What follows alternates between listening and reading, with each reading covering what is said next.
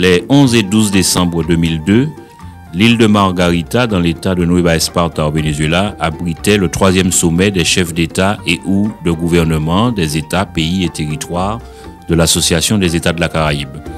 Depuis 1995 et la tenue du premier sommet de Port of Spain à Trinidad, les 17 et 18 août précisément 1995, un deuxième a été organisé les 16 et 17 avril 1999, cette fois à Santo Domingo. Malgré une couverture, il faut le dire, plus que discrète de ces événements par la grande presse, les Martiniquais, Guadeloupéens et Guyanais n'ignorent plus la participation des présidents de leurs conseils régionaux à ces sommets.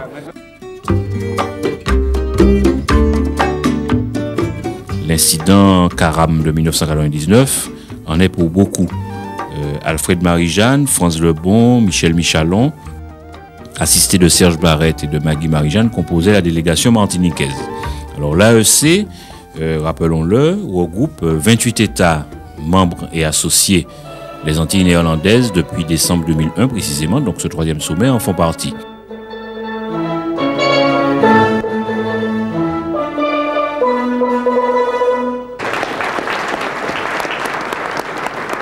La présence de 16 pays observateurs à ce sommet, parmi lesquels l'Ukraine, la Russie, la Corée, ainsi que 5 partenaires sociaux. Alors ces 5 partenaires sociaux, ce sont des organismes des institutions, par exemple la Banque de développement de la Caraïbe, la Société andine de développement, l'Organisation caribéenne du tourisme, la Banque centra-américaine d'intégration économique, le Centre pour la recherche et la formation en agronomie tropicale, la Banque interaméricaine de développement. Donc ces partenaires sociaux participent également à l'AEC.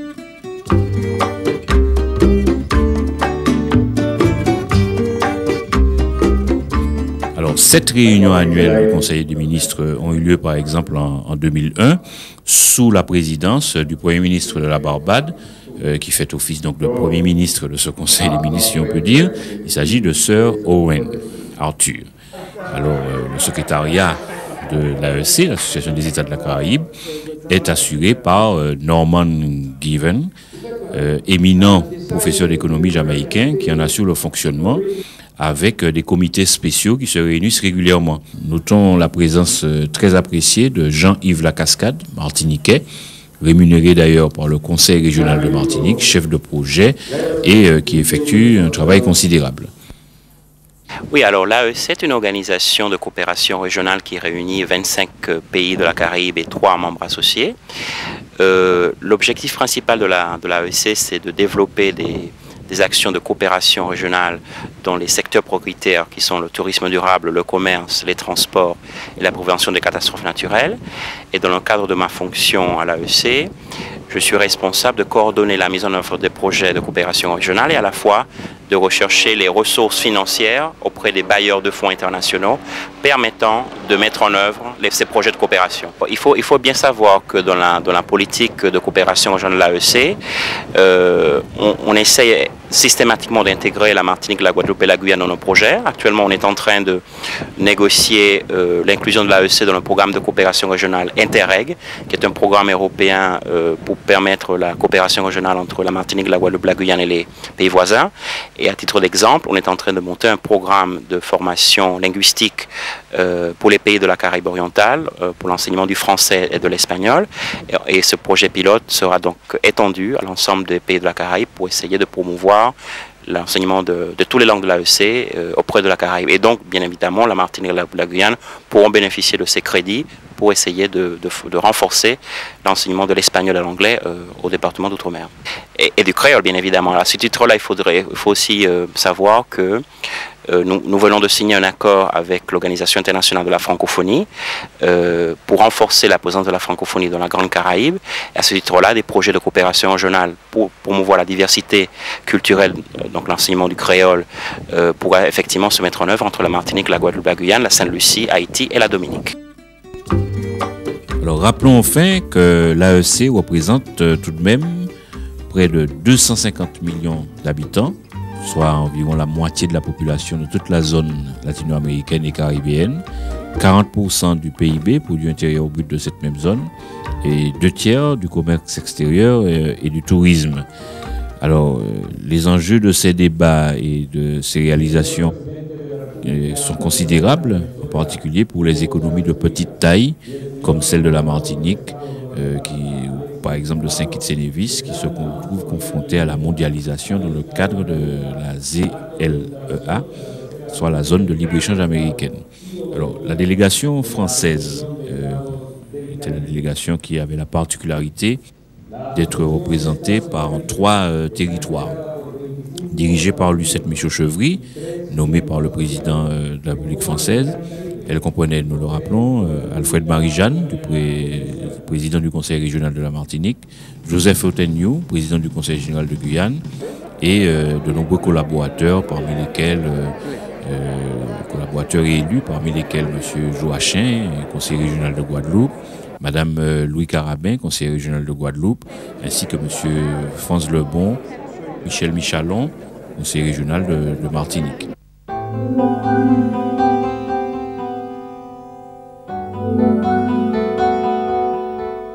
La déclaration de Margarita comprend 44 résolutions signées par toutes les délégations, y compris celle de la France, que conduisait Lucette Michaud-Chevry avec Alfred Marie-Jeanne et Joseph Oteniou, président du Conseil général de Guyane, qui remplaçait Antoine Karam à sa demande, ce dernier n'ayant certainement pas voulu revivre le ridicule de la proposition française sur le transport des déchets nucléaires.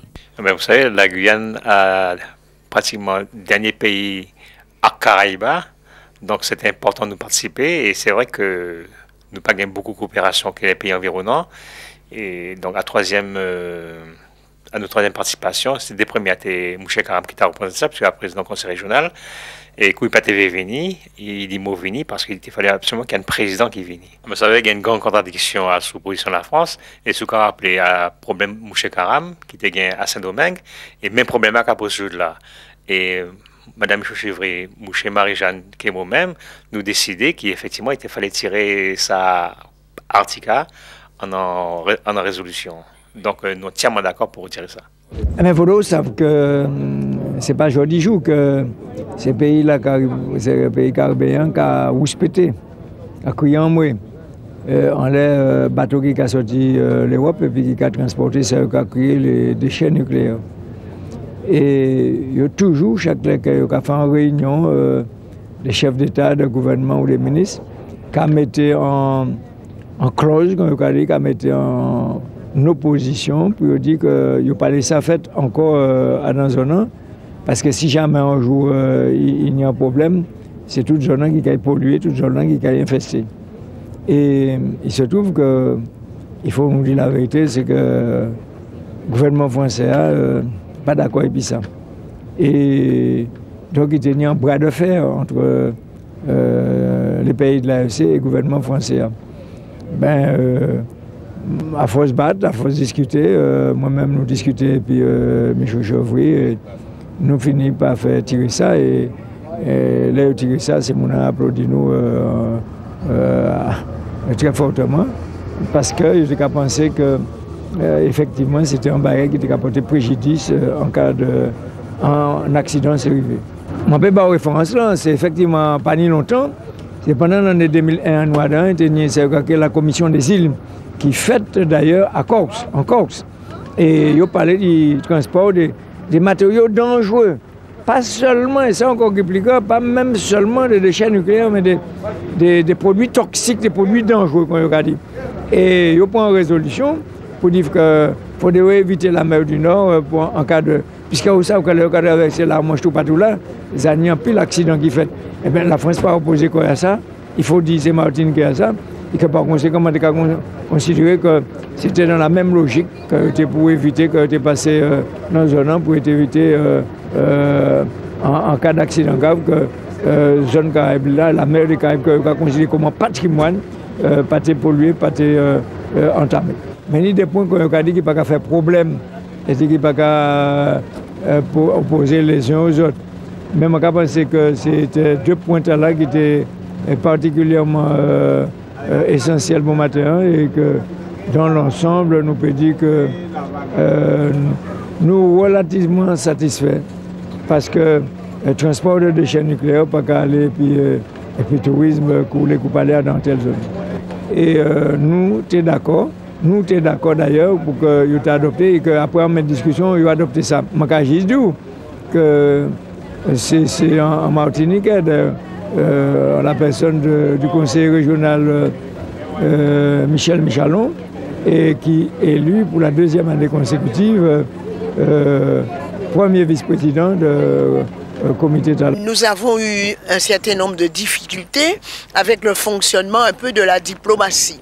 Parce que c'est vrai que nous ne pouvons pas accepter que la mer des Caraïbes, et je comprends, et mes collègues et les chefs d'État de la Caraïbe, qu'on puisse laisser transporter dans la Caraïbe des matériaux dangereux. Je crois qu'il y a une rédaction du Quai d'Orsay qui a un petit peu choqué les chefs d'État de la Caraïbe, en accord total avec le président de la République que nous avons alerté. Nous avons pu arrêter un consensus qui respecte l'environnement caribéen, qui tient compte des dangers que peut représenter pour nos populations, les populations de la Caraïbe, de tels transferts, et qui tiennent aussi compte de l'espace international, de la circulation internationale. Je crois que le consensus est né, mais ça n'a pas été facile.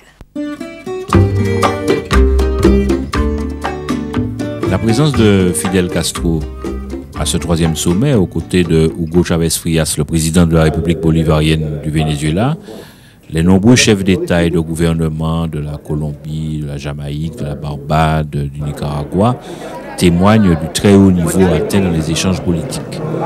Leurs interventions ont largement contribué à renforcer l'unité et la solidarité de la Grande Caraïbe. La Martinique était là. Il a d'ailleurs, Alfred Marie-Jeanne, prononcé une importante déclaration par la suite devant la presse mondiale, dont RLDM. Est-ce que ce sont les plus grands qui vont défendre la cause des plus jeunes? Il fallait donc, au sein de cette 3e sommet des chefs d'État, les petits États, de l'Association des États de la Caraïbe, il y ait justement cette préoccupation à l'ordre du jour, pousser un cri et dire que ça suffit. Nul doute que la cause de l'adhésion de la Martinique à l'AEC et de la coopération caribéenne a franchi un palier. L'image de la Martinique en est sortie rehaussée. ¡Viva la revolución bolivariana! ¡Viva el comandante Fidel Castro! En Sucre o en Margarita.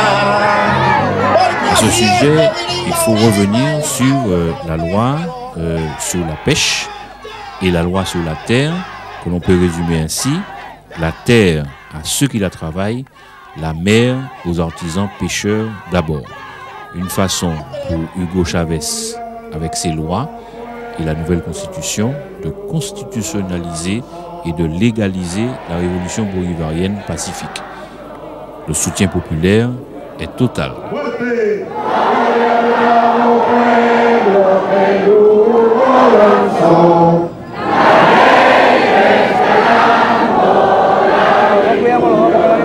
D'ailleurs, Alfred Marie-Jeanne, accompagné de France Lebon et Michel Michalon, a été invité spécialement par le président de la République du Venezuela à Pampatar, où était promulguée la loi sur la pêche.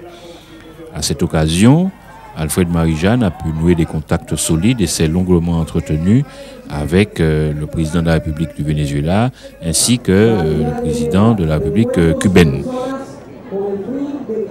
À ce sujet, il faut souligner et saluer le courage politique des 3 délégations guadeloupéennes, guyanaises et martiniquaises qui, dans l'esprit de la déclaration de Basse-Terre, a signé sous la plume de Lucette Michaud-Chevry, chef de la délégation, la déclaration de Margarita, et ce, contre l'avis et les instructions transmises par le gouvernement français et son ambassade à Caracas.